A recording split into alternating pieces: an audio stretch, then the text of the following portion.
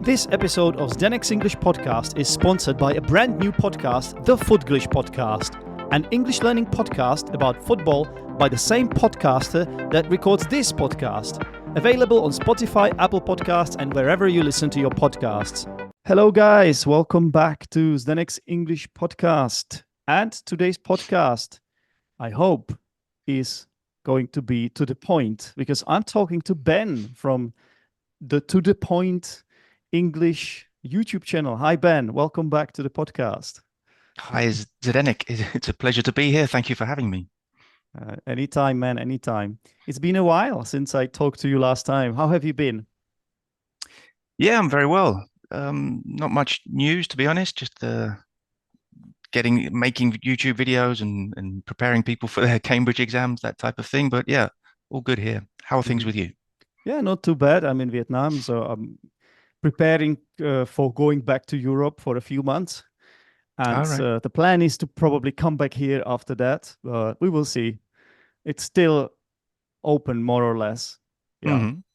Well, it's nice to have the option, isn't it? Doesn't really matter where you are when you record stuff online. So No, that's exactly. That's the beauty of it. You can live anywhere in the world with a half decent internet connection, and you can keep it going. exactly.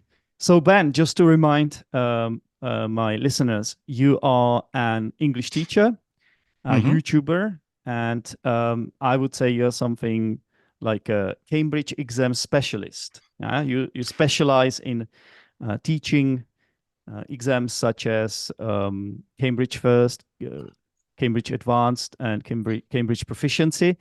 And Mm-hmm. the old names were FCE, CAE, CPE. I still use them. And do you? I still. Yeah, it's strange. It's a mix now because when I make a video and I put the description of what's in the video, I have to put both the Mm, old name, so for example CPE, and the new name yeah. C2 Proficiency, because some people still use the old name and some people only know it as its new name. So it's all a bit confusing. But yeah, the FCE is the B2 first, CAE is C1 Advanced, and CPE is C2 Proficiency. Those are the three Cambridge exams that I specialize in. That's right.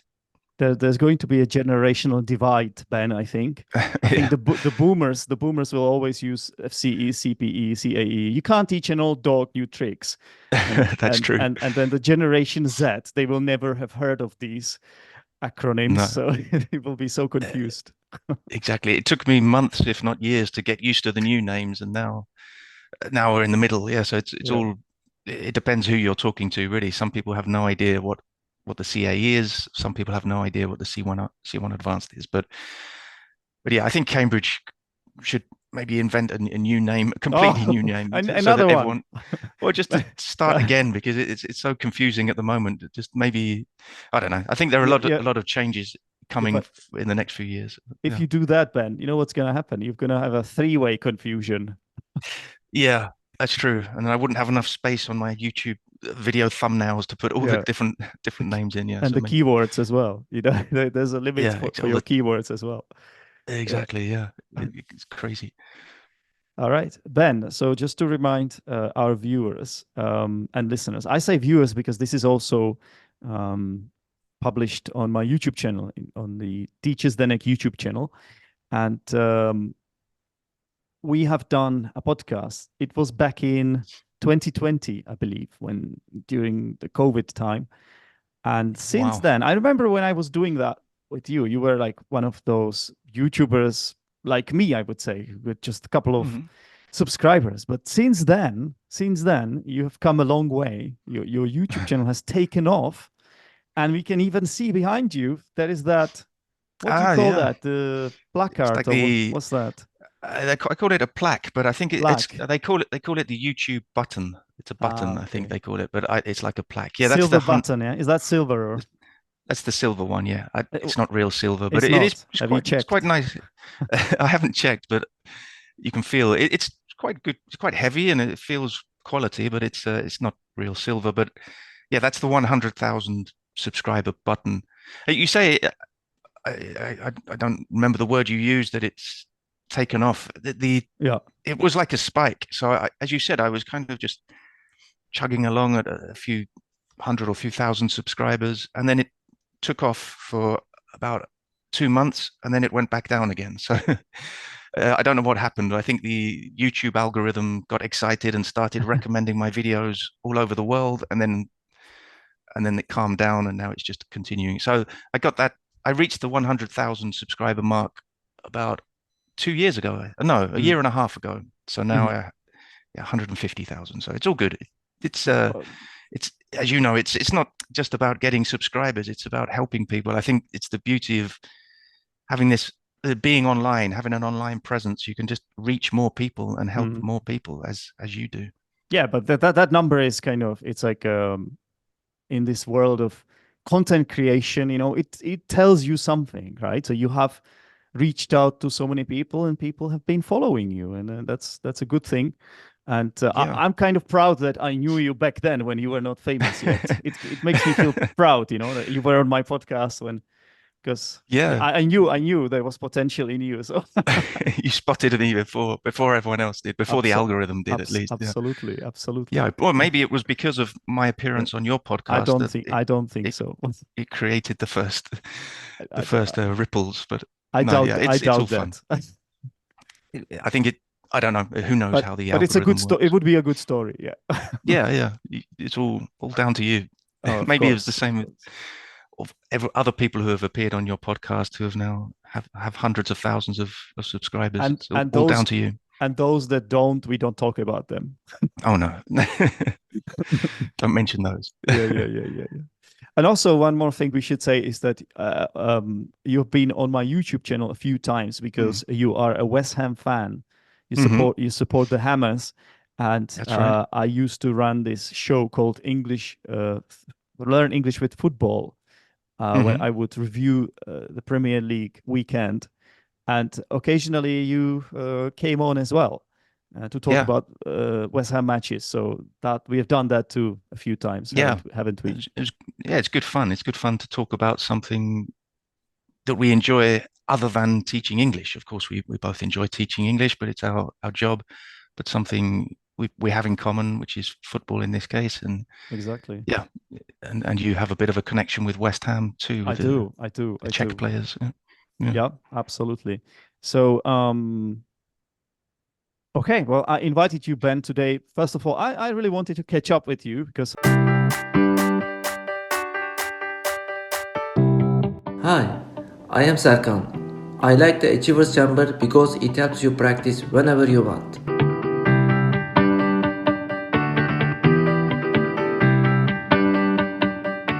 for more information about the Achievers Chamber, go to teachersdenek.com. I really wanted to catch up with you because I thought it was a Mhm. nice opportunity to do it. Now that you have the silver button. No, I'm kidding. I'm joking. I'm joking. Yeah. Uh, I I really think it's a nice opportunity to discuss with you something related to exams, because there's another connection. Now that I'm living in Vietnam, Ben, Mm. I teach quite a few exam classes, but as you may guess, here it's more about the IELTS exam. Mhm. Well, would you say that a lot of the stuff that we can talk about, there's a lot of overlap, right, between the IELTS exam and these Cambridge exams that you mentioned?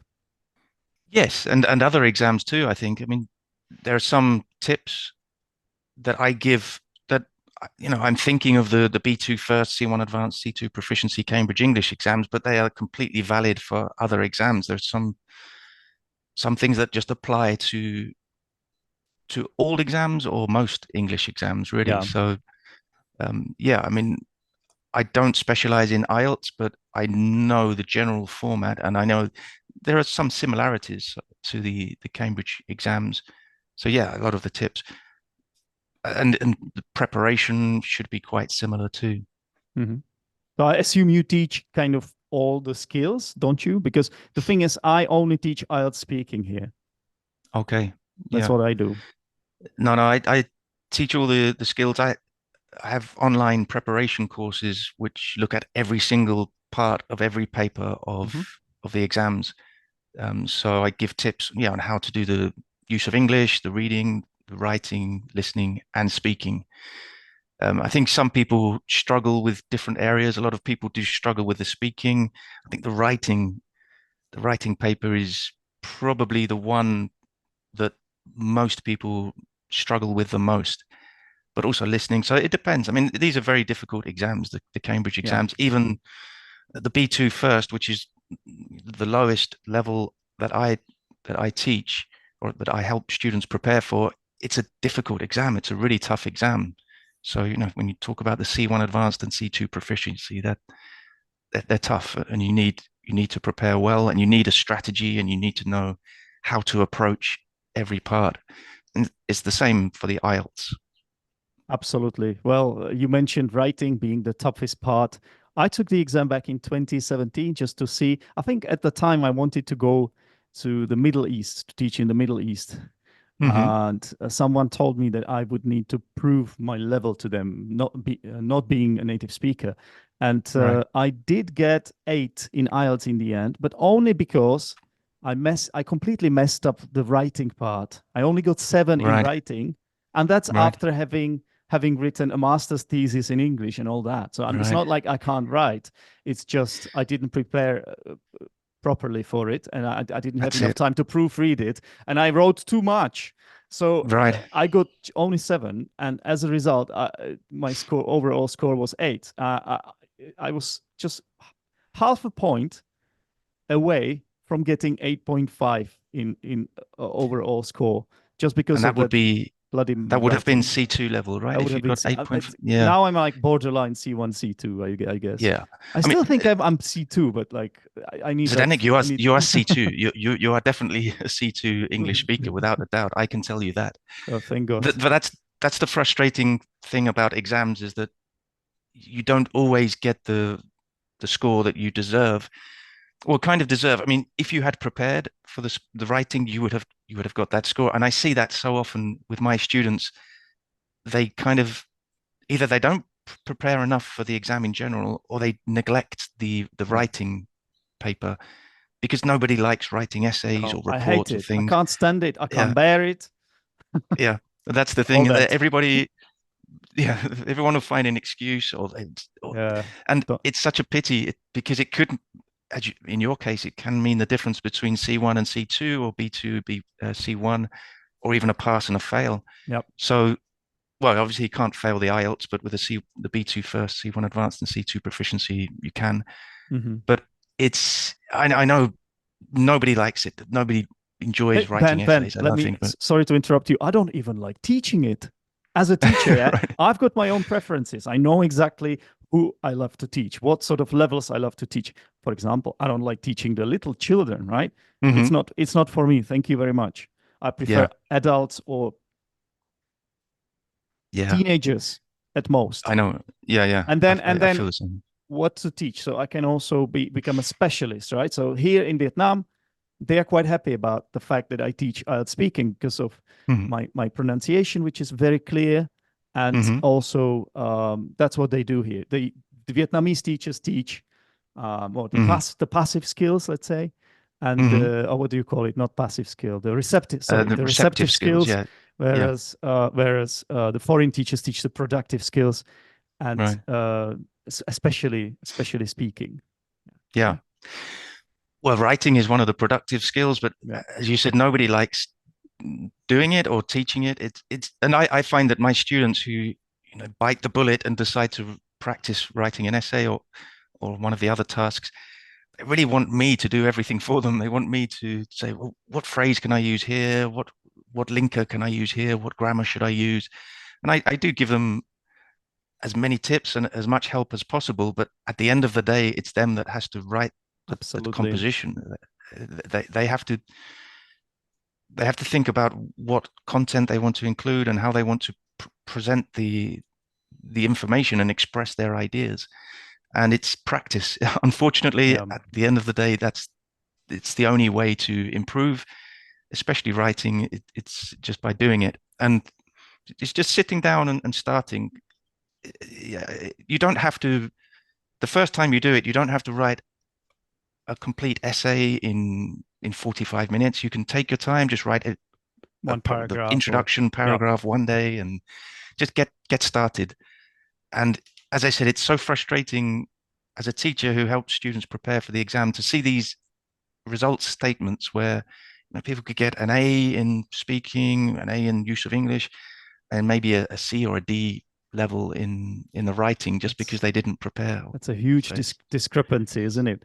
Well, yeah, Ben, first of all, let me remind everyone, yeah, To the Point English with Ben is the name of your channel, of your YouTube channel. that's And right. there is also a dot at the end, isn't there?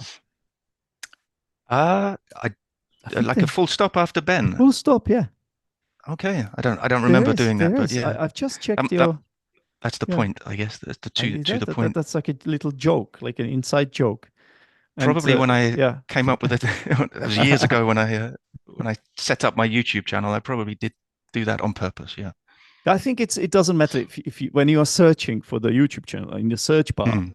I don't think it No, yeah. matters if you don't add the full stop there. But I think it is there anyway. So that's where people can find your YouTube channel. But you also mentioned that you've got some courses. Hmm. Yeah. So Yeah. where can we find that then? Well, in the description of pretty much all my YouTube videos, you'll find a link to my online courses. Also on my website, which is ttpenglish.com. So TTP, like from to the point, ttpenglish.com. TTP.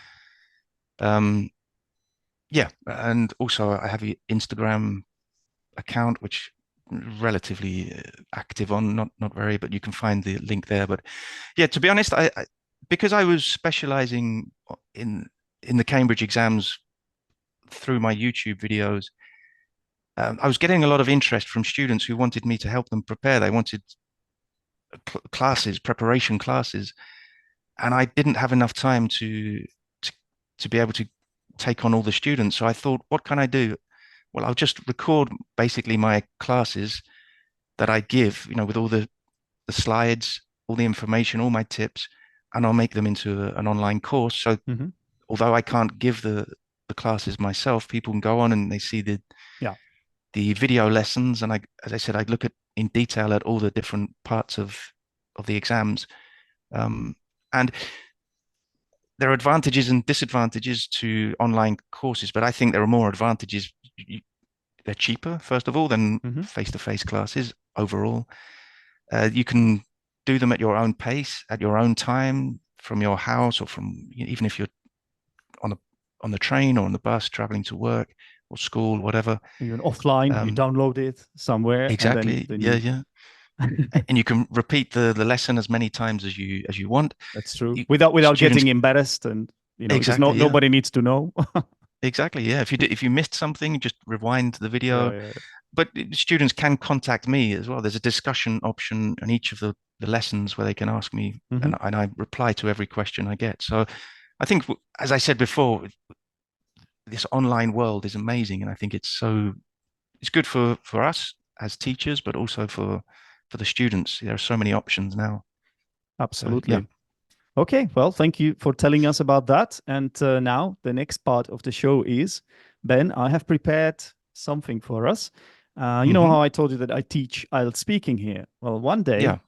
I prepared an exercise for my students. Basically, it's a couple of statements about the exam. It's just sort of Hmm. like generic statements to do with the exam. It's like thinking of, let's say, pros and cons and do's and don'ts Hmm. in this kind of sense. And I Yeah. thought what we could do is go through all these statements one by one, and I'm gonna basically pick your brain about it. Hmm. Again, Right. this was made for IELTS, but I think it's going to apply to all those Cambridge exams as well. It's going to be very similar. I think the main difference is that you describe pictures there. Right? There's one Hmm. exercise we have images and you have to Hmm. describe them, right? And Well, yeah, I'll just correct you there because you don't have to describe them. That's yeah, the yeah, big. yeah, That's quite important because that you're never asked to describe the pictures. You're asked yeah, to compare yeah, yeah, and yeah. answer the questions. Yeah, Yeah. you're So right. Yeah, that's you're right. You're right. yeah. Compare them and But sort of you don't talk about what you see visually. It's not about like telling the examiner that, oh, there's a bird in the top left corner Exactly. I guess Yeah. you could say it, but what you need to do is to go sort of beyond that and talk about that topic in a Well, more yeah, abstract sense, let's say. it's inevitable that you will have to say what is in the picture and Yeah. in what in the pictures, but you have to do it in a way in which you are comparing, not just describing. So you could say in the first, well, in fact, I always recommend to my students to say in the first picture we can see, Hmm. well, no, sorry, I always recommend we say in both pictures we can see people playing musical instruments, for Hmm. example. In the first picture, there are two people playing the guitar or playing guitars, whereas in the second picture, the people are playing the drums, for Right. example. So So there's a lot of boxes ticked already. I hear it all, exactly, man. I hear it all. yeah, you're Present continuous. There is a linker there. There's all sorts of things going on at the same time.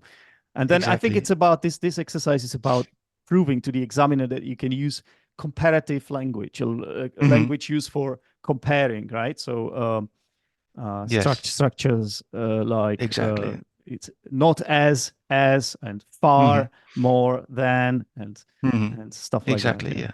Hmm. Exactly. And also speculative vocabulary because you'll get, well, Right. depending on the exam, one or two questions. And well, really, we're talking about the B2 first and C1 advanced here, but and the questions will be like, what might the people be feeling? Hmm. So you can't say the people are feeling very happy Yeah. because you don't know. You're speculating. You say, well, the people might be, or perhaps they are feeling Uh, happy, or it uh, looks like they are happy, mhm. that type of thing. Yeah. And my personal favorite would be to use speculative language to talk about the past. So Hmm.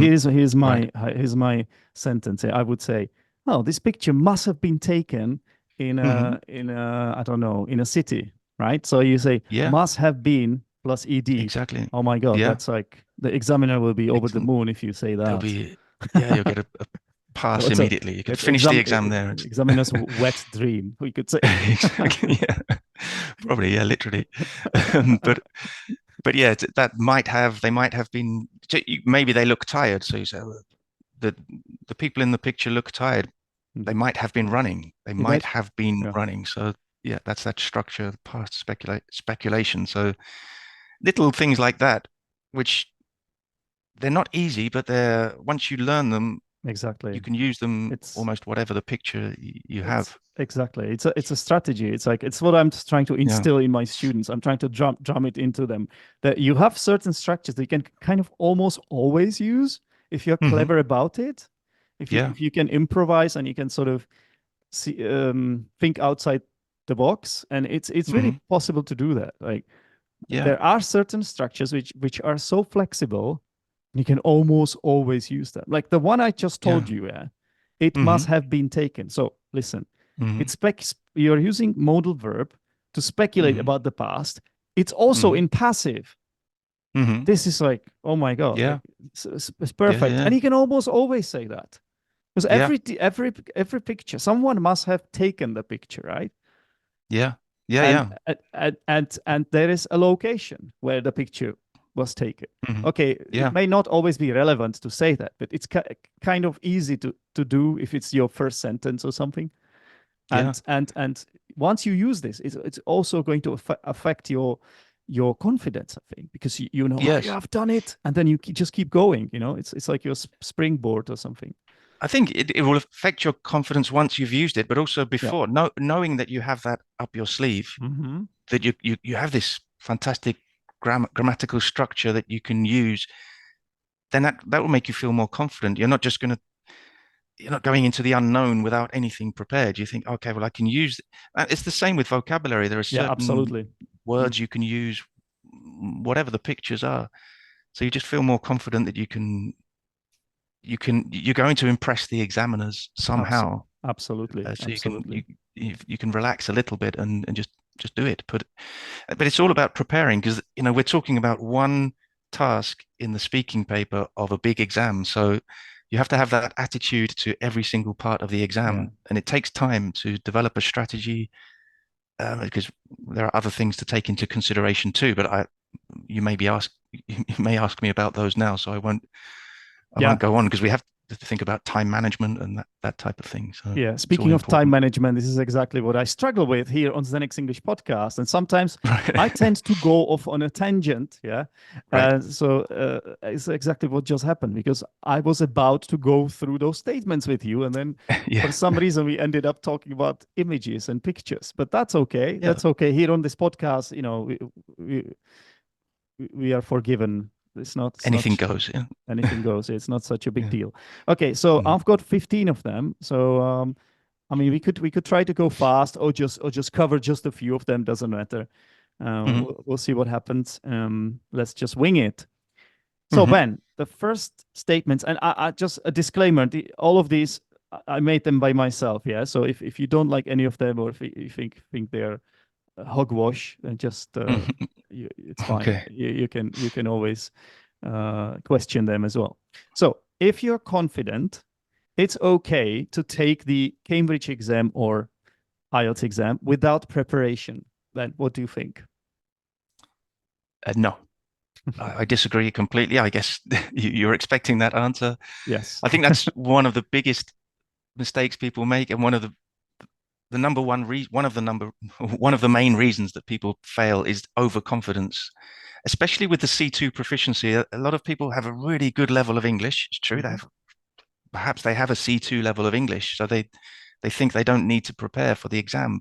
That's a huge mistake.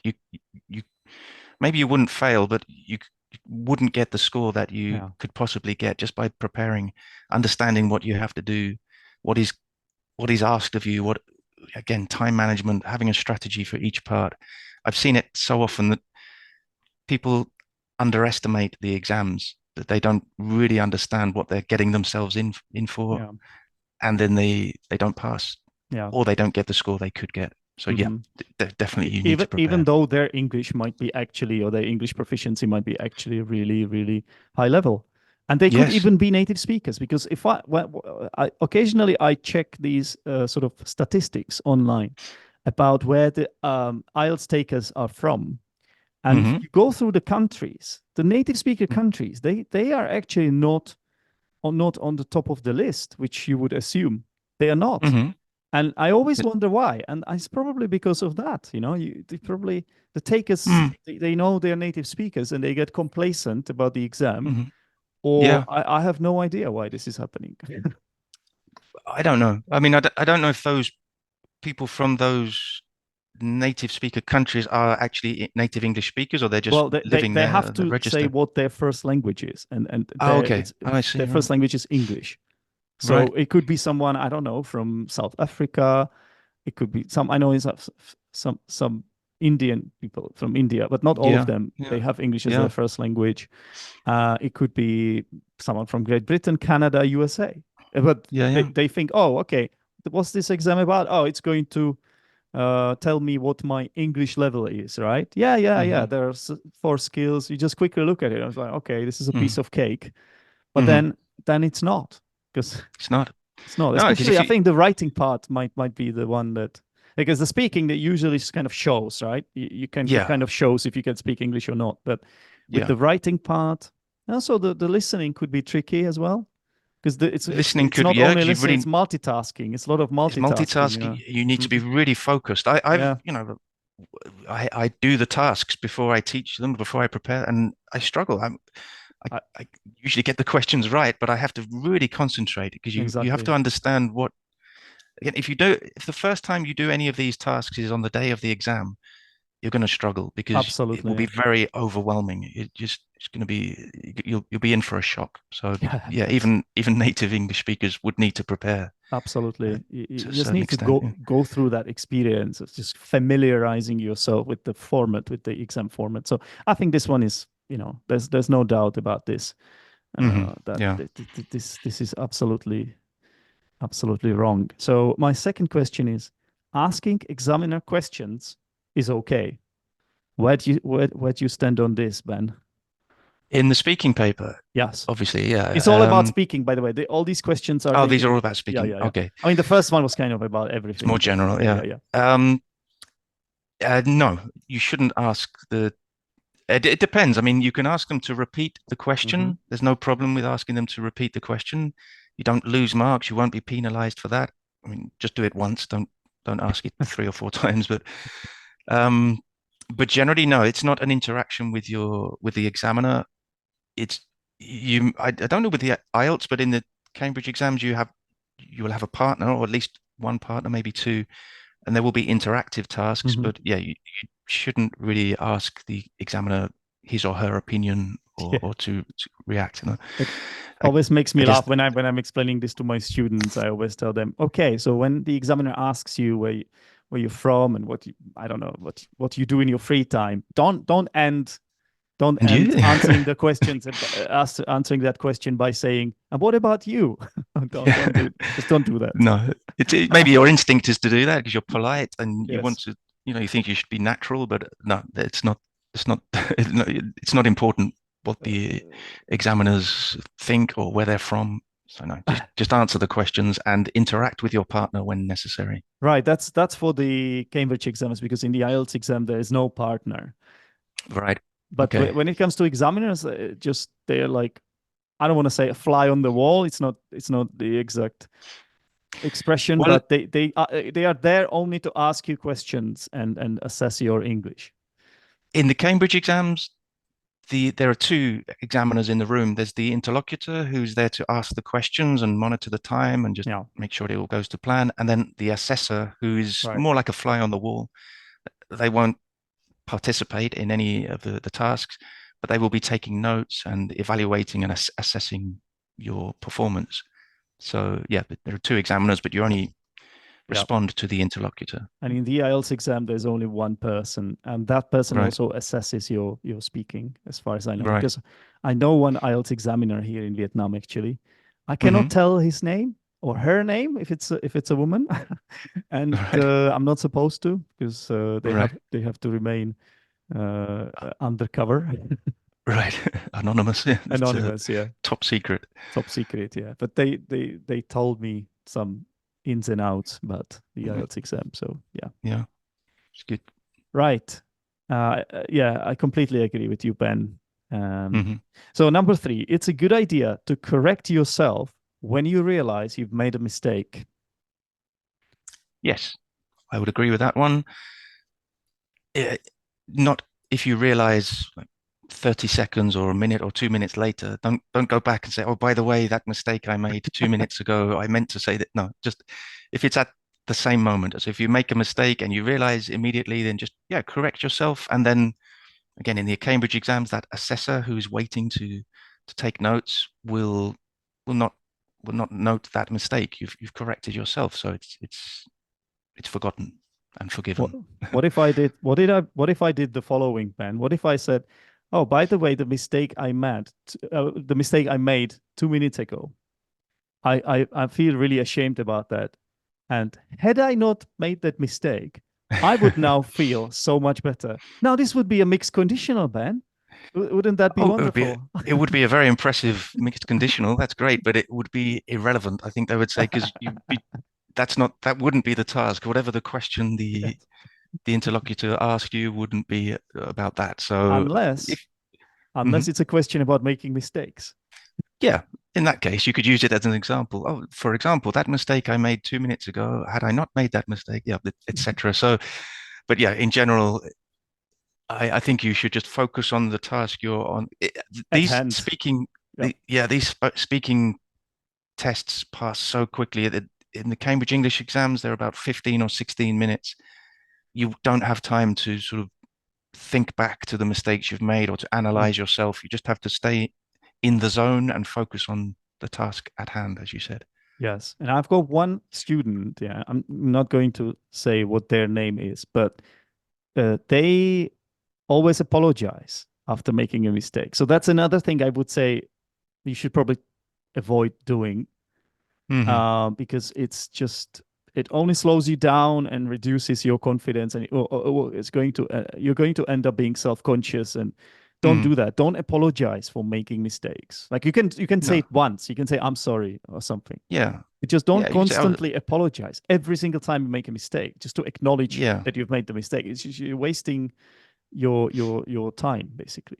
Yeah, and a very limited time Yeah. and precious time in the exams. The time they give you is for you to demonstrate your level. So you have to use every second to the best of your ability. Take advantage of every second. And embrace the fact that you may occasionally make mistakes, because everybody Mhm. does, and it's part of Yeah. the learning process, as we always say, us the English teachers. And if you're not at that C2 level, like, you're expected to make mistakes. Mhm. So just get on with it. Yeah, you can still get an A in your exam if you make a mistake or a few mistakes. I think that's a mistake or a misunderstanding. Misconception. Yeah, especially Myth. with the A myth. C2 proficiency. I think people think if you get an A in the C2 proficiency, you're perfect. You're Mhm. basically a native speaker, you're fluent. It's not the case. You can get an A, you can make mistakes and still get an A in all of the exams. It's not about perfection. It's just demonstrating your high level of English. Absolutely. Yeah. I couldn't agree more. So, number 4, rambling and going off topic is better than staying silent. Ooh, that's an So we've got like two interesting one. extremes, right? Two extremes. Yeah, Someone, yeah, yeah. someone who doesn't talk much, or makes long pauses, and Mhm. on the other side of the spectrum, we've got a candidate who just talks too much and often doesn't follow the main topic. Yeah, I think neither of them are ideal. Like, you want to try to avoid both, but I would say the rambling is better than silence. Yes, The examiners need something to evaluate. You need to give them content. So exactly. saying anything is better than saying nothing. That's what I was But hoping for. right, yeah. Um, and anyway, the interlocutor in the Cambridge English exams is responsible for interrupting you. If you if they feel the answer is too long or they have enough information, then they just will interrupt you, say thank you. Okay, Ben. So next one on my list here is, um, it's always a good idea to take risks using high-level vocabulary, even if you are not sure. I mean, let's say you don't know exactly how to pronounce it, or you don't know if it's an idiom, you don't know the grammar around it. Is there an article or not? Which preposition should I use? So where do you stand on this one? It's a tricky one because I think you should, I wouldn't say you should take risks, because this is an exam. I think when you're in class or in real life situations, I think it's a good idea to practice different vocabulary, different idioms, expressions, even if you're not 100% sure, because that's how you learn by Yeah. using them. But in an exam, they are evaluating, if you're using the appropriate words and expressions. It probably depends on the level too. I mean, if you attempt a high level idiom in the B2 first exam, the examiners are going to appreciate the attempt, even if you don't get it quite right. But at C2 level, for example, you're expected to be more precise with your vocabulary. You should use the right preposition. You should Hmm. you should get the word. With binomials, for example, you should use them. You don't say cheese and chalk. You should say chalk and cheese. Those little details that are important at C2 level. But if it's a So that's a tricky one. trinomial, it's going to be even worse. Yeah, Is it tall, dark, and handsome, or is it handsome, tall, dark, or is it no, it's handsome, dark, and tall? you got Which you got one it is right it? the first time. I think instinctively it is tall, dark, and handsome. Yeah, it just flows. For me, it flows Yeah, better. yeah, Yeah, yeah, tall, yeah. tall, dark, and handsome. But I mean that is a tricky question because I would encourage students in general to have fun and experiment with and not experiment, but take risks, as you said. Try different types of expressions in other situations, but in an exam, I think you should probably play it a bit safer Hmm. and don't take That's, so many risks. that's Would you agree with interesting. that? Or I would, to a point. hmm Personally, I think it's worth taking at least a little risk. hmm Otherwise, I think your speech might end up being very boring and mundane. And so I would say there's a good balance to taking some risks and not taking any risks at all. But Yeah, I calculated risks. a calculated risk, yeah, Mm. absolutely. Yeah. I think it's okay with idioms. Let's say it really depends on the level, as you said. But like, if I'm not Yeah. sure, I don't know. There are so many idioms where I'm not sure if it's with the or for instance, right? Hmm. And Yeah. I feel like if you're clever about it, and you, for example, you say it very fast, it's almost Hmm. you can't almost hear the difference between and the sometimes. Yeah. So that's one way of bypassing that, I suppose. Yeah. But yeah.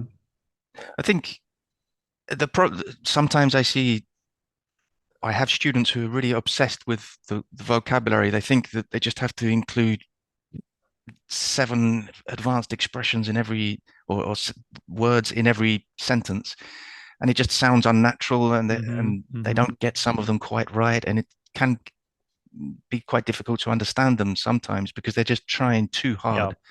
And it's not about using lots of advanced vocabulary. It's about using the appropriate vocabulary for the context.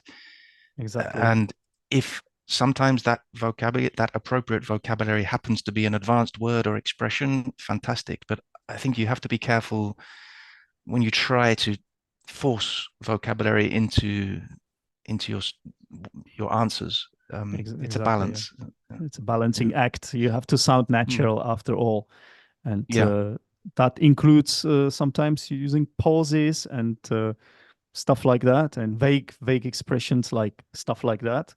And Hmm. Yeah. and don't just use idioms for the sake of using idioms. Although I'm I may be a hypocrite because I sometimes tell my students do exactly that in a clever way though. Just don't In a overdo clever way, it. yeah. Don't If overdo you're it. confident, I think you Yeah. need to be confident in that you know how to use the idiom and that you're using it in the right context with the right order of the words, because they can be difficult. But if you another problem is that some people start using an idiom and they get stuck in the middle because they're not really sure how to finish it, and they start panicking and Just um, as long as you so- don't put the horse before the cart, you are fine. exactly, yeah, exactly. That's Or is it cart before the horse? cart before the horse. Yeah, don't put the cart before the horse. Yeah, it's a good example. Yeah, Yeah. because yeah, obviously it's more natural for the horse to go in front of the cart, so Hmm. Hmm. the opposite would be strange. But Yeah, that's the idea of the idiom. Yeah. that was a joke. Just Yes. yeah. All right. That's what you could do as well. Like if you tell this idiom and it's a joke. I mean, I'm not sure. One of the statements is about jokes, but Okay. actually I should find it now. Um, let's see, where is it? Uh, God, I cannot see it now. Anyway, it will come sooner or later. Okay, how about this one then? You should never use the same words as the examiner used in the exam, in the question, sorry, in the question. Okay.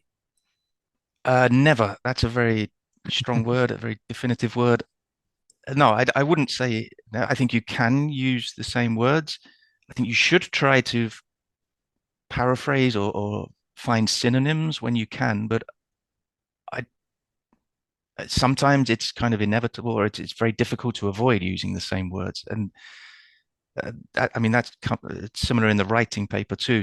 I see students sometimes writing any word except the word that's in the question, and that sometimes it's very unnatural. So similar with the speaking, you don't want to, if you can avoid sort of repeating any vocabulary, whether it's the examiner, yourself repeating words Yeah, you've already used, or your partner, you want to try and avoid that as much as possible. But sometimes it's not possible. So it's not a big problem.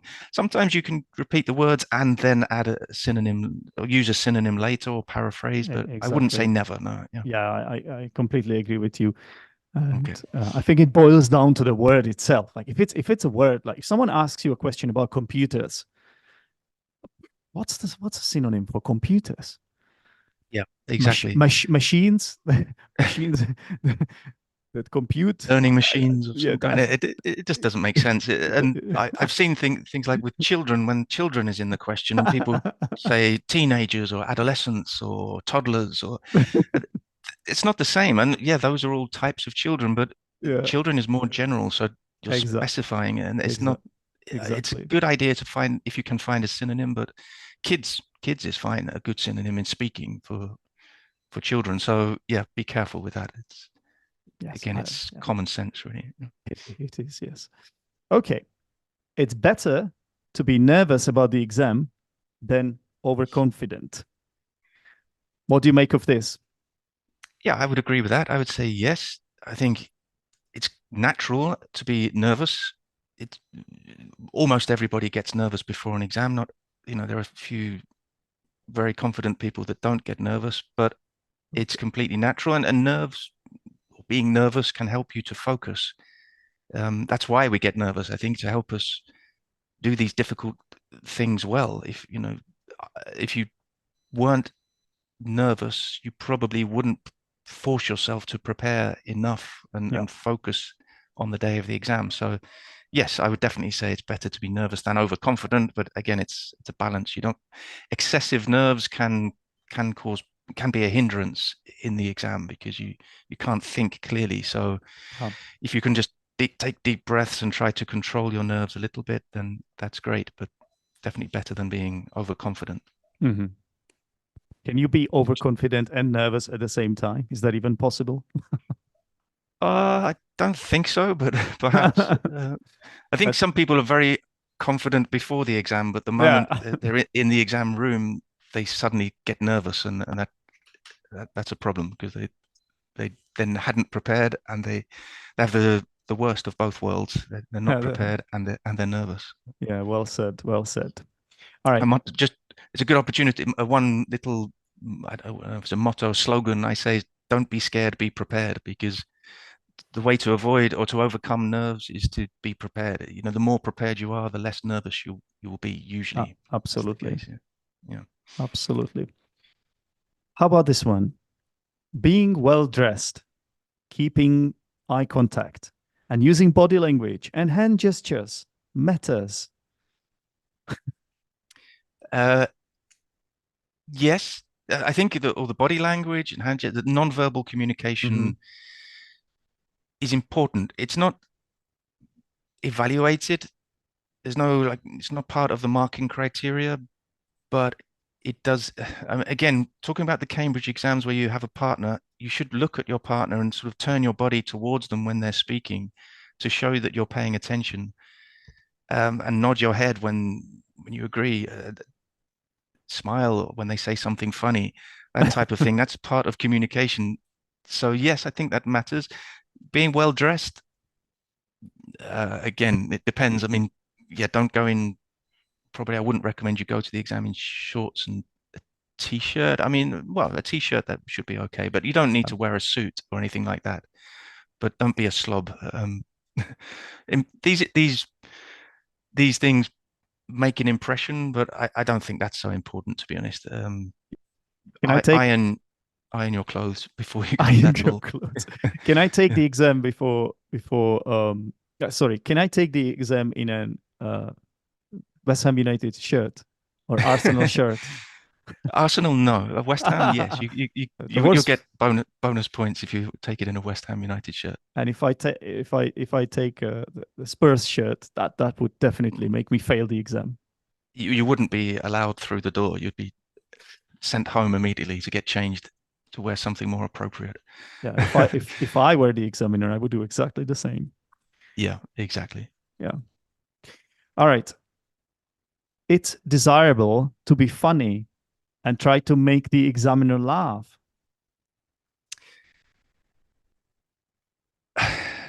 I'm going to say no, I disagree, but not completely, because I think if you have so much to worry about and think about for the exam, and it's, you're going to be nervous. So you're going to be focusing on doing the tasks to the best of your ability and using good vocabulary, grammar, interacting, thinking about your pronunciation, the time. So to have to think, I have to make jokes as well, I would say no. However, if you do have an opportunity to say something funny, or just keep it light-hearted, I think that demonstrates to the examiners that you are confident and you have a good command of English. So I don't think you should worry about it. But if you're that type of person, then don't hold back. You know, if you feel Yeah. you want to say something funny, go for it. And I What's guess your I'm opinion on lucky in this because actually humor is my coping strategy. I remember Right. when I was at university, before before every single exam, I was the funniest person in the room. You know, there's like a waiting Hmm. room of Right. all the students waiting for the exam. I was making everyone laugh, and that was because I was Mm. nervous about the exam. And that was Right. the way to calm myself down. I don't know where it comes from, why it happens. And what Yeah. it's weird because like when I want to be funny, it doesn't always come, right? But then when I'm really nervous or when something really matters to me, I get into this state of trance or what you might call it. And Right. suddenly I start cracking jokes. These are not jokes like your typical jokes where you tell a story. These are more like Yeah. situational jokes, you know? Hmm. Yeah. Just So then when I took the IELTS exam, I remember the examiner kept laughing all the time. I right. couldn't believe it. I don't know. I even hadn't slept the whole night before Right. the exam. I swear to you, I just 30 minutes, maybe 1 hour Right. maximum. And then Wow. this happened. So I don't know. Yeah. Well, yeah, I think that's Yeah. good. If that helps you to relax, then yeah, do that. I think as long as you're using good grammar, good vocabulary when Yeah. you're telling the or Yeah. making Yeah. Yeah. funny comments, then yeah, I think it's definitely It's not a bad thing. You're not going to lose marks. The only thing is, I don't want people to think they should come in with a joke prepared, like saying "knock knock, who's there," that type of thing. Just if it comes up naturally in in the exam or answering a question, then great. If you're that type of person, yeah, I don't think I could do that. I think and yeah, you'd need to. The one good thing is you'd need to have a pretty good level of any language to be able to and make jokes. Yeah, and let's be honest, not everyone is good at being funny and no, telling jokes. Like people have a different level and ability. exactly. Yeah, And so, as yeah, you yeah. said, like I wouldn't come with jokes. Like No, no, definitely. Not. you could come with the joke of the IELTS examiner and a candidate and another interlocutor went to a bar, and then it's Yeah, not gonna work. So well, it depends how it finishes. But it's I think fun. the It's important funny, but like it's not. It's irrelevant, kind of, it's isn't it? irrelevant and Yeah. inappropriate, perhaps. But I think the important point here is that you don't have to take it so seriously. This is an exam, and people often are very intense and very serious. But you can be lighthearted and just enjoy the moment. I know it's easy to say and very difficult to Yeah. do, but if you can have that attitude, it changes your experience And completely. you know how I told you I know an IELTS examiner. Yeah, And yeah, we yeah. often have beer and we talk about this. And he says to me, okay, now I have let the cat out of the bag. It's a he, but that's as far as I'm willing to go. Okay. I can't reveal his name. Okay, I think Famous last words. Uh, be but careful. Yeah. yeah, yeah. But well, basically what he tells me is that it's often for them, it's like a routine and they every time is the same, right? All the time. And then when there's someone who's different, who's funny, who's attempting humor, it's like a breath of fresh air for them, Ben. So Yeah, I can imagine. Yeah, these yeah, examiners see dozens of, or sometimes they see dozens of candidates every day, and they're asking the same questions and often getting the same answers or very similar answers. So if you get exactly. a student who's more relaxed and lighthearted, and I can imagine they would appreciate it. I mean, they're professional and they will be evaluating what you're saying, but it does demonstrate that you're confident, you have a good command of the Yeah. language. So yeah, yeah, it's like the idioms. Don't force it in for the sake of it, but if it comes up naturally, like a joke or a funny comment, then go for it. You say they're professional and all that, but I would also add that they are also human beings. Yeah. So That's yeah, exactly. Yeah, if yeah. you make their life, if you make their day better, Hmm. they're probably going to end up giving you a half a point more. You know, Hmm. they might not even be sure themselves. Is this person 8 or 7.5? And then Hmm. they remember the joke you told them and the fact that Yeah, you made them laugh, you know? it's a nice guy. Yeah, Yeah, exactly. yeah, Nice guy, friendly. yeah, yeah. Give them an 8. Give yeah. I think it's Do you, yeah, as you said, they're human beings. Yeah, do you know, they're completely. it just reminds me of a video because I was recently teaching a lesson when I was sort of playing some videos of candidates, which I had found on YouTube. And there's one video on YouTube, a guy taking the IELTS exam, I don't know if it's like staged or anything. If it's Hmm. real, I don't think it's real. It's just it's pure comedy gold, Ben. Because Hmm. there's a Right. candidate. Yeah, the in the title it says it's 1.5. So his English is really poor. Hmm. But the funniest bit for me is when they ask him in part two of the IELTS exam about his favorite teacher, and he basically says that I don't have a favorite teacher. I am my teacher. Teachers zero. He Hmm. doesn't use verbs much. He says teachers zero. I am the Hmm. best teacher. I'm the like all teachers suck. So don't do that. You're just basically insulting the examiner, because the examiner is probably A an teacher as well. ex Yeah. English Yeah. teacher or still an English teacher, right? So Yeah. Yeah. just That's just not use a good common strategy. sense. Just use common sense. Yeah. Yeah, I think he's not doing himself any favors there. Maybe that's why he got 1.5. It's or one of the reasons is Google making it. enemies. It's such Yeah. a funny video. It's such a Just funny video. It's right. just write down in the search bar IELTS 1.5, and you will find this Hmm. guy taking the Okay. exam. It's such a funny dude, honestly. Right. I'll All look for right. it. Okay, I've got about six more. Yeah, Hmm. let's do it. Lying about your life and your opinions isn't the worst idea. I agree. It's definitely not the worst idea. I think it's absolutely fine. The examiners they couldn't care less whether you're telling the truth or not. They're just evaluating what you're saying. So it's not, sorry, how you're saying it. I always make that mistake. They're Mm, evaluating how you say it, not what you say. yeah. So yeah, the only, if you get a question and you think, I don't know, like,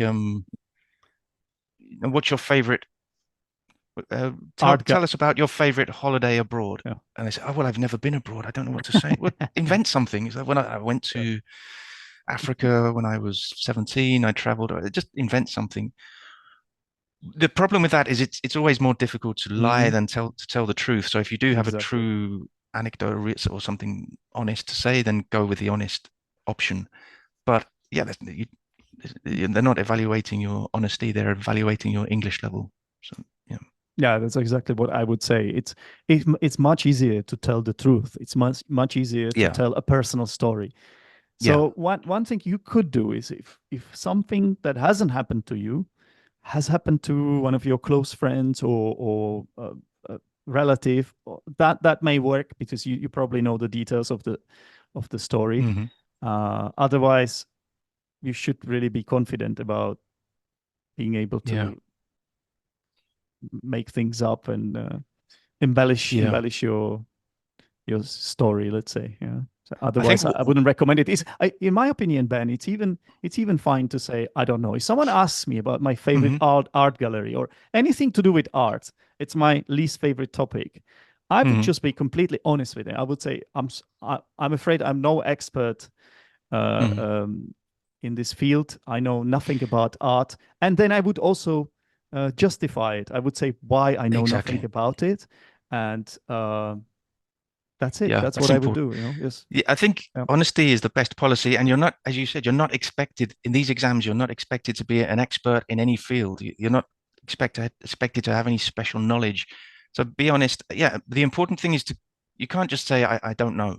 You have to Yeah. say to be honest, I'm not. It's not my area of expertise, but what I would say is blah blah Mm. blah. So say something, just whatever it is, say And something. But I do think in general, honesty is the best policy, but you can lie. One important difference between the IELTS and the Cambridge exams, my understanding is in the IELTS, you have some time, the students have some time to prepare their answers for part two, for for part part two. two. Okay. So it's Right. it's only the second part. They have 1 minute to prepare, and you get a Right. cue card as well. So it's like a Yeah. Right. structure. It gives you a structure. Usually, you have to describe someone or something Mm. that happened to you, or you're A- describing a physical object or something like that. And you can, and the candidate can take notes, right? They can You have write one something minute on a to piece of paper. prepare, and then you Yeah. speak for 2 minutes, and you can use your notes to talk Right. about that thing. In the Cambridge exams, you get in part, let me think, in part three of the B2 first and C1 advanced, you get 10 seconds or 15 seconds to read the information on the paper, but you don't have time to prepare. So Yeah. that makes a difference. If you can't invent a story and then sort of tell the story, you just have to start speaking, and you have to think as you're speaking. So that makes a difference to whether you tell the truth Yeah, or invent something. I think it's better it's better, as you said, to be honest, because it's easier to develop and to express yourself. But it's not compulsory. You can lie. The examiners don't care. exactly. Yeah, Yeah, because how could they possibly know? exactly. Yeah. Yeah. Okay. If you're not so confident, it's okay to speak with a low volume. Uh, it's okay. No, I recommend you project and speak clearly. The examiners need to hear you and understand you. So yeah, don't mumble. Try to pronounce your words clearly and try to project. So when you say it's okay, no, no, I just recommend that you try to consciously speak loudly. Well, not loudly, but loudly enough for the examiners to Shout hear at the you. examiner. Yeah, just project yourself enough so that they can hear you. But Yeah. yeah, yes. Is that I your answer? yeah. Maybe I worded it in a weird way. I've just realized. But the point is, I've come across some students who just uh, because of being really shy and introverted and not confident, they end up being so quiet that you can barely hear them. And I think Yeah. that's a problem because their English is probably much better than they are able to show because of Hmm. that. So if that's who you are, you have to work on this. In my opinion, it's really important because Yes. if the examiner is not even able to hear what you're saying, how can they hear that grammar, that Hmm. vocabulary that they need to hear in order to tick the boxes and give you that Yeah. score? So you have to do something about this. If this is you, it's crucial to work on it, really. I think it's you have to think of it like as a performance. You're not really being yourself, you're performing. So yeah, I know people are shy and introverted, but you Um, just have to you kind of, have to. it's an act for those 15 minutes. And when you're preparing, practice by recording yourself on your phone, listening back. It's a horrible experience, but you'll get used to, you'll realize then that actually I do I really speak like that? Do I speak so You, quietly and do I mumble so much? So then you you can make an effort. exactly. Yeah. You will fall in love with your own voice in the end. It's like the picture of Dorian Gray or something, right? I don't know about most people hate the I sound of know, their own voice, but yeah, at over some time, yeah, point you get used to it. Yeah. you get used to it. You get comfortable with yourself, Yes. and I think that that's almost true for everyone, right? Even Hmm. when I started my podcast, it was the same for me, and now it's like I don't I don't care at all. Yeah, You it's know, true. Yeah. yeah. So Yeah. But yeah, you need to make an effort, I think, to make sure that the at least the examiners can understand you and hear you clearly. yeah, and this can definitely be learned. Hmm. This is a skill. Like treat it as a skill. Yeah, Yeah. Yeah. don't just. Some people just make excuses. You know, I've heard yesterday someone told me it's about luck. The exam is about Mm. luck. I said, no, it's not about luck. Like No. yeah. Okay, it's like when you say life is about luck. It kind of is, right? If something happens that, like an accident or something that it's more like circumstances that you were in my opinion. But Hmm. if the problem with saying that is because it will affect your own mindset, and Hmm. you're gonna use it as an excuse not to prepare or just not to put in the hard work. That's the problem Yeah. with that statement for me. Yeah. Factually it may even be correct because you don't really, if they ask you about football, if they ask me about Hmm. football, I'm more likely to get a better score. That's just the way Hmm. it is because I know way more vocabulary, football vocabulary and all that. But do you know what I mean? You should Yeah. definitely not think It, like it's a that. it's a bad attitude to have, Yeah, and as you said, you're making excuses before you've even started. So yeah, if you do get a question on something you have no idea about, then you just have to deal with it. You have to just relax and answer it as you can. yeah, Again, they don't care if you have no idea about football and you can't even name a football team or a football player. It doesn't matter. Just answer the question. It's really the questions are prompts to give you an opportunity to speak and so that the examiners can evaluate the content of what you're saying. So don't worry too much about how you answer the question, whether you're giving a really superficial answer or a really silly answer. For me, if they ask you about something you have no clue about, just have it prepared. First of all, don't say I don't know. Instead of saying I don't know, say I have no clue. I haven't got a clue. That's an idiom, right? But they start like that. I don't have a clue, but, or say I'm no expert at all, because I'm not knowledgeable in this subject. Like, prepare a sentence like that. Prepare for that contingency. Have some like structures, like template structures that you can use. And then, in my opinion, the best approach is just a bit of self-deprecation, even, like make it fun, like make it fun for yourself. Like, it's like almost like some kind of improvisation, and then just explain why you don't know anything about it. That's the way. That's the way I would do it. Like, why is it that I know nothing about arts? Or why is it? Because I've never been into it. Because every time someone invited me to go with them to an art gallery, I chose to see a football match instead. I chose to play football match, something like that.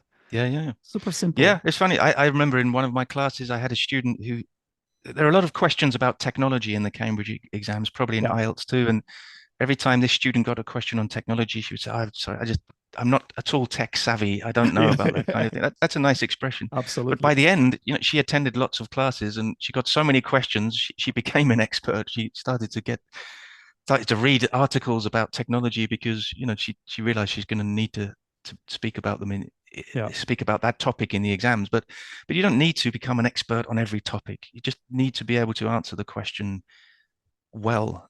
And as you said, expand. I love the way you answered your own question about art.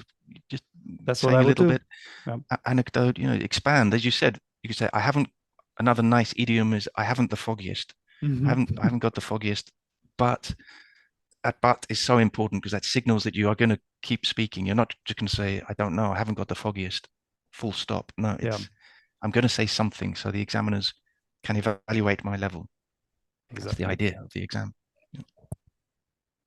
Or you could also say, I don't give I don't give the monkeys about this, right? Something. I don't give a monkeys. I don't give a monkeys. I don't give a monkeys. I don't give a monkeys about technology, since I'm not. Next question. Since I'm not that tech savvy. But since you're asking me this, then I might as well try to answer. I mean, there's so many ways you can approach this. Just treat it as a challenge and be prepared for that contingency. It's always going to happen, right? Not always, but there's a good likelihood that it may happen. So be prepared to say something like that. Have a strategy. Have a strategy. Yeah, couldn't agree more. Almost like an escape route or something. All right. To score high in pronunciation, it's good to have a native-like accent. No, I would say, well, again, the way you've worded it's good. Native-like, I don't think that's necessary. I mean, we have to understand the difference between pronunciation and accent. You are expected to be able to pronounce the words clearly, using the right intonation, right word stress, pronouncing individual sounds as they should be pronounced. But this word I say as they should be pronounced. Who is to say how they should be pronounced? There are many different accents, native English accents and many different non-native English accents, and they're all valid. It doesn't matter your accent. In the Cambridge exams, I'm sure it's the same in IELTS.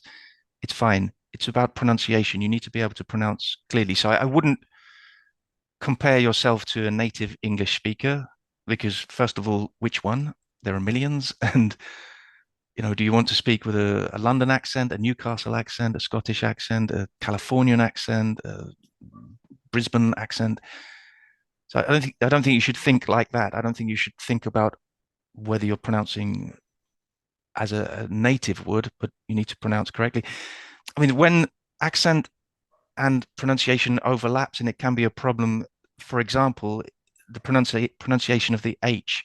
Italian and French speakers have a big problem with this, that they often don't pronounce the H. And Cockneys. Yeah, and Cockneys, that's true. Exactly. Many native English accents don't Hello, pronounce the mate. H. Hello, mate. All right. Um, uh, I can't think of an example. How have you been? How have you been? How have you been? So how have you been? So that's the big question. I mean, you shouldn't do that in the exam, whether you're a Cockney or not, because that could be confusing. You should pronounce, like you say, I stayed in a really nice hotel. It should be hotel, or I'm very happy. Or my health is not so good. It should be I'm very happy. My health is not so good. I thought you were talking about elves now. Exactly. Well, it can get confusing. It could get confusing, couldn't it? So you have to. It's it's a very sensitive and controversial question because in real life, I don't think it's a big problem. I love all accents. I love the Italian accent, the French accent. I love all accents, and in general, you can understand them. But it's sometimes it is a problem. It can be confusing. Yeah. So in an exam situation, you should pronounce individual sounds correctly, whatever that means. Yeah. Just you have What's to your sound opinion on this? intelligible, and that's Yes. the key word for me. Yeah, The that's examiner a good should word. Yeah. be able to discern, Mhm. decode your message, right? And Exactly. it should follow some sort of. You say like it's hard to say what the standard is, but Mm. uh, it should sound like English basically.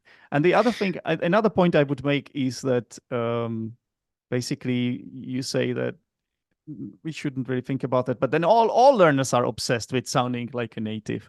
That's the issue. That's why all this marketing is a thing. Sound like a native, Yes. but it's we both know it's wrong. If we are English Well, teachers, we are on the it's other. it's the Yeah, wrong perspective. It's a not a good way absolutely. of looking at it No, because I've lived in Spain for 21 years.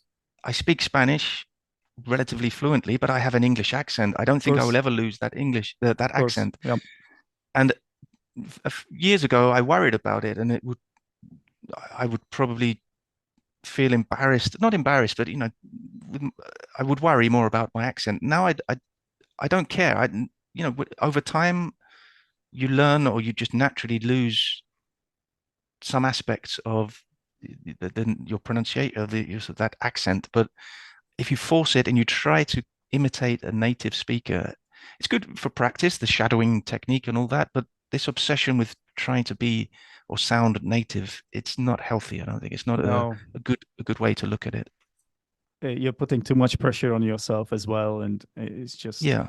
And often it's like something unrealistic. Like the goal of sounding like a native is just most of normal human beings just don't ever achieve that.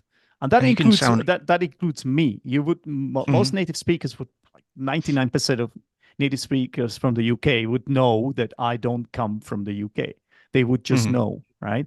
Although I do get from some people like I sound like a native, and some people think that I'm from native English speaking countries. It has happened Yeah. to me. But is that even a point? It's not. It's not. No, I mean, there is something. I mean, there's nothing wrong. Obviously you speak very, very well. You have a very Thank good you. level of English in Thank, general, but thank you. there's something that tells me that you're not a native speaker, but that's not because you're making any kind of mistakes with your pronunciation. It's just something. But the same way that I can tell that somebody from Newcastle is not from London, it's just Yeah, a different way that they speak. It's not exactly. a It's yeah, problem at all. It's nice. no, As I said, I love as, accents, as but long as it's something you shouldn't obsess about and shouldn't it should happen naturally and don't force it because when you hear people trying to sound like I was going to say the Queen of England because the King of England, I guess, it sounds a little bit silly because you're not going to get it right, and no. nobody speaks like the King of England except the King of England anyway. So just just let it happen naturally. It's Mhm. it's about yeah, being careful with individual sounds, but not necessarily trying to sound like a native. It's Exactly. unrealistic. Okay, Ben, we are recording this on Zoom and we have about 2 minutes left. So I'm gonna do one more, but I will Okay, ask you to be concise. concise. So my next one is you should keep your answers succinct and to the point. See what I did there? Very nice. Perfect final question. Yes. Uh, Yes, you should in general. That's the short answer. That's the succinct answer because you don't have much time, and it's answer the question and expand a little, but not you can't you can't tell your life story. Just answer the question, expand a little. And that's what you just did. Yeah, I was being very careful. You've proven your own point. And that's exactly, what I would expect. If I'm honest, I would expect nothing less from Ben, from To the Point English, from the To the Point English channel. Exactly. I have to remind myself to be to the point sometimes. That's why I gave my channel that title, because it helps me to keep it in mind. Yeah. No, I think it's quite an interesting name, like a catchy name, but also slightly unusual as well in some way. So I think it's interesting. Yeah. Well, all right, Ben. The English with sorry, go on. Yeah. No, go on. I was just going to say the English with Ben part is very important, because if you Google English with Ben, my channel comes up, because you get English with Lucy, English with so many different people. So English with to the point is kind of extra, but English with Ben is where people find me usually. That's right. Well, thank you very much, Ben, for talking to me about Cambridge exams and going through these statements. And well, I hope to speak to you soon again. Yeah, thank you for having me. It was a pleasure, Zdenek. No worries, man. Take care. You too. Take care. Bye. Bye.